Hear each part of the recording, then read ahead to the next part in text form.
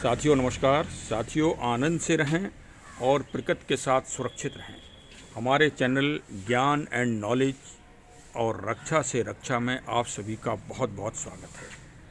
आज के वीडियो की शुरुआत मैं कुछ महान पंक्तियों से कर रहा हूँ और उसी से आपको आज के दिन के नायक की याद आ जाएगी कि जिनका पूरा जीवन पर्यावरण, प्रदूषण और जलवायु तथा पेड़ पौधों के संरक्षण और संवर्धन में बीता और जो अखंड ऐसी ज्योति जला गए जो न कभी बुझने वाली नहीं है।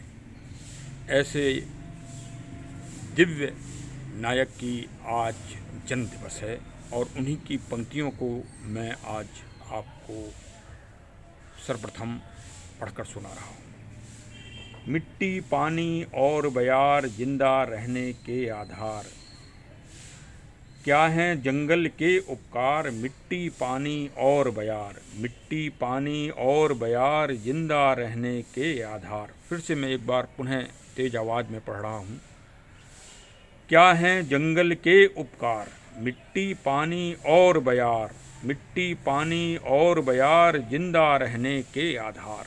यद्यपि ये पंक्तियाँ कई बार श्री कुंवर प्रसून जी की हैं, लेकिन इनका उद्बोधन और इनकी यादें, इन महान पंक्तियों की यादें महान नायक श्री सुंदरलाल बहुगुणा जी से जुड़ी हुई हैं और आज उन्हीं का पावन जन्म दिवस 9 जनवरी है।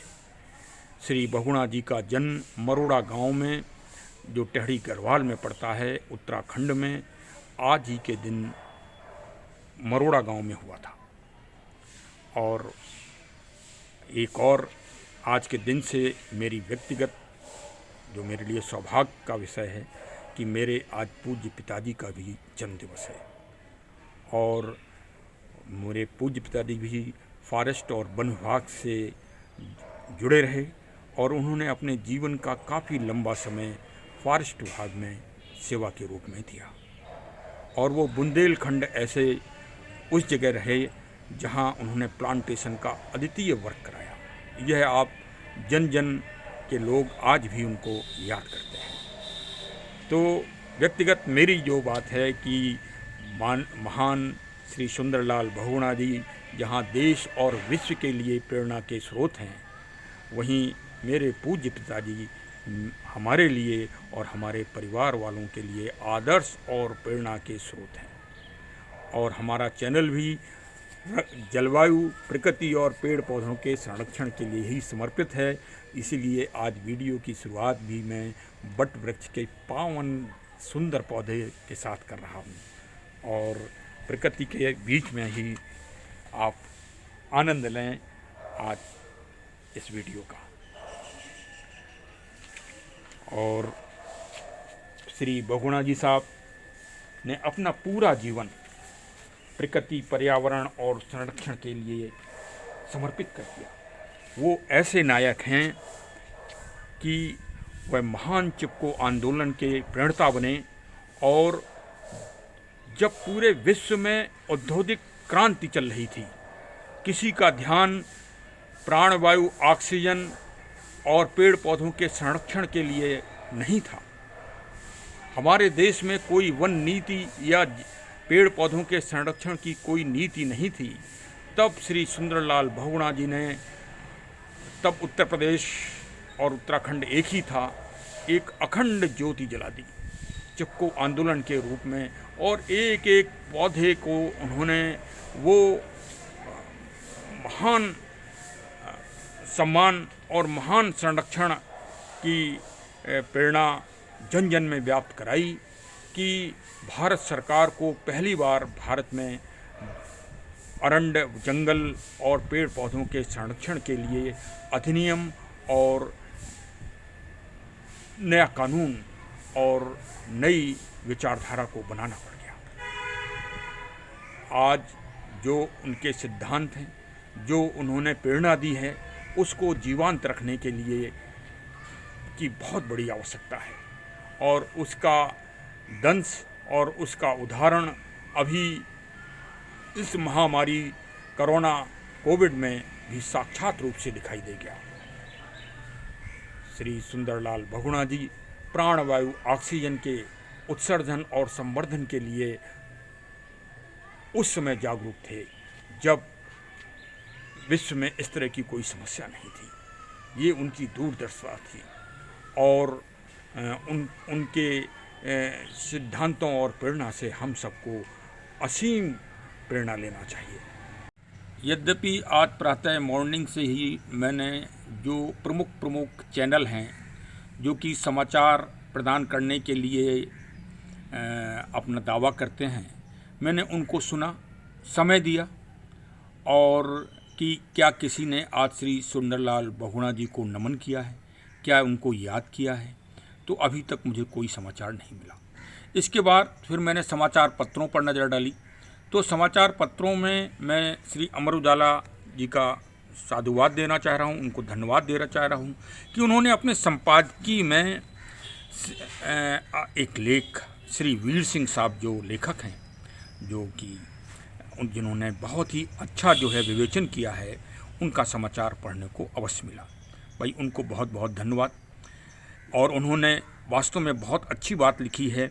श्री सुंदरलाल बहुगुणा जी की विरासत, उनके पारिस्थितिक दर्शन शास्त्र से सभी संकटों का हल छिपा है, उस संकट का भी जिसके हल के लिए 2021 में ग्लासगो में विभिन्न राष्ट्राध्यक्षों और वैज्ञानिकों ने 2 सप्ताह मंथन किया और कोई निराकरण नहीं निकल पाया है।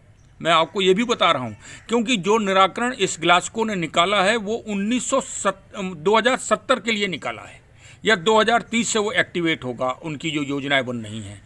तो और हमारे श्री सुंदरलाल बहुगुणा जी ने उसका निराकरण सिर्फ एक दृष्टांत से दे दिया था कि चिपको आंदोलन में पेड़ से पकड़कर और पेड़ की रक्षा करके उन्होंने एक से दूसरा मिनट नहीं लगाया था इस प्रेरणा को दुनिया में देने के लिए। आज प्रमुख चैनल भी उनके इस प्रेरणा को भूल रहे हैं, समाचार पत्र भी भूल रहे हैं, क्योंकि मैंने समाचार पत्र का भी अवलोकन किया तो सारे समाचार पत्रों में सामने देख लीजिए, संक्रमण के सवर्ण में चुनावी महाकुंभ, मतलब चुनाव चालू हो गया। हमारे राजनेता लोग उसी में आज से व्यस्त हो गए। अब उनको दुनिया की कोई चिंता नहीं, उनको फरवरी में सिर्फ वोट और मतगणना की चिंता रह गई है। खैर चलिए, उनका काम है, उनको लगना चाहिए, लेकिन इस बात को मत भूलना चाहिए कि आगे जो दुनिया के सामने सबसे बड़ी समस्या आ रही है वो जलवायु संरक्षण की आ रही है, पर्यावरण और प्रकृति संरक्षण की आ रही है। मैं तो हर चैनल वालों से निवेदन करूंगा कि एक थोड़ा सा समाचार प्रतिदिन बड़े बड़े शहरों के AQR का अवश्य दे दिया करें अपने समाचार में, जिससे लोगों में इस विषय पर जागरूकता आए। श्री सुंदरलाल बहुगुणा जी के ऊपर विशेष पाठ्यक्रम में, शिक्षा क्षेत्र में पाठ्यक्रम बनाना चाहिए और भारत के सबसे बड़े अभयारण्य को बनाकर उसका नाम श्री सुंदरलाल बहुगुणा जी के ऊपर देना चाहिए।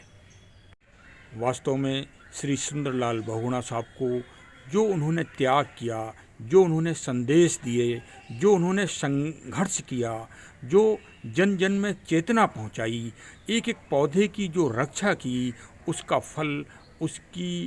फल अभी तक उनको प्राप्त नहीं हो सका है।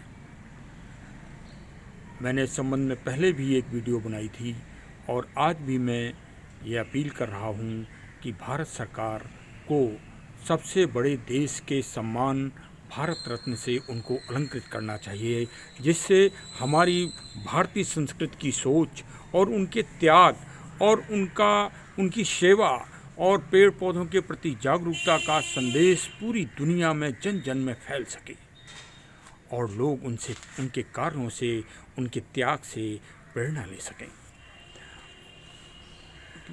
आज यद्यपि आज की दृष्टि से हमें उनको याद करना पड़ेगा और उनके हर कार्य से प्रेरणा लेना पड़ेगी। वो वास्तव में बहुत बड़े भविष्यवक्ता और दूरदर्शी थे। मैंने अपनी पिछले वीडियो में एक और अपील की थी, वो अपील भी मैं इस वीडियो के माध्यम से पुनः करना चाह रहा हूँ। वो समस्त नागरिकों को और राजनीतिक दलों के लिए है। भारत में इस समय 5 राज्यों में चुनाव, विधानसभा चुनाव होने जा रहे हैं, जिसमें उत्तर प्रदेश व उत्तराखंड भी शामिल है। और मेरा सुझाव है, मेरी अपील है कि सभी राजनीतिक पार्टियां अपने घोषणा पत्र में जलवायु, प्रकृति, पर्यावरण संरक्षण को महत्व दें और उसका एक बिंदु महत्वपूर्ण रखें, अपनी कार्य योजना बताएं नागरिकों को।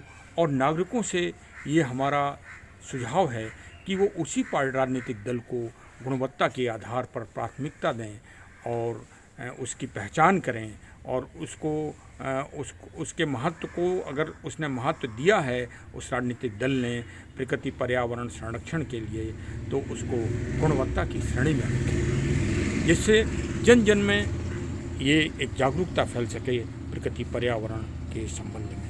क्योंकि दुनिया के सामने अगर जो सबसे बड़ी समस्या आने वाली है वो प्रकृति पर्यावरण की रक्षा की आने वाली है। आज के वातावरण में बताइए, दुबई और सऊदी अरब में इसमें ओलावृष्टि हो रही है, बर्फ़ गिर रही है। ये जलवायु परिवर्तन के बहुत बड़े संकेत हैं और ये हमें प्रकृति बार बार आगाह कर रही है, बार बार चेतावनी दे रही है कि अभी भी सुधर जाओ, अभी भी सुधर जाओ।